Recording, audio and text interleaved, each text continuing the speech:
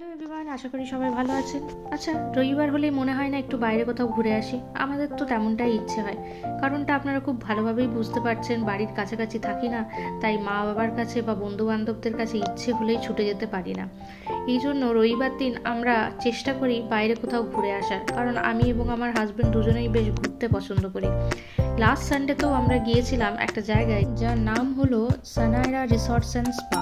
গিয়েছিলাম একটা কাজেই, কিন্তু এত ভালো লেগেছে জায়গাটা, আর তার পেছনের হিস্ট্রিটা জেনে আরও বেশি ইন্টারেস্টিং লেগেছে। আপনাদেরকেও আমি জানাবো, আপনাদেরও খুব ভালো লাগবে। এটা হলো একটা বিচ রিসর্ট, যেটার আগে নাম ছিল ব্লু হেভেন রিসর্ট।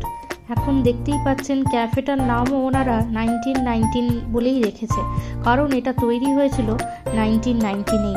এই রিসর্টটা একমাত্র এমন রিসর্ট যেটা গোপালপুর সি বিচের ওপরেই অবস্থিত, এবং এটা মেনলি 1919-এ পুরনো গোপালপুর বন্দরের মাধ্যমে ব্যবসা করা বিজনেসম্যানদের পরিষেবা দেওয়ার জন্য তৈরি করা হয়েছিল। এটা লেট নাইট পার্টিজ এর জন্য ভীষণ ফেমাস ছিল সেই সময়। এরপর অনেক হস্তান্তর হয়ে এখন সানাইরা গ্রুপ অফ ইন্ডাস্ট্রিজ নিয়েছেন এবং ওনারাই এটা হ্যান্ডেল করছেন। দেখে সত্যি খুব ভালো লাগলো। এখানে ডেস্টিনেশন ওয়েডিং করার খুব ভালো একটা লোকেশন। আশা করছি আপনাদের ইনফরমেশনগুলো জেনে ভালো লেগেছে। নমস্কার, ভালো থাকবেন সবাই।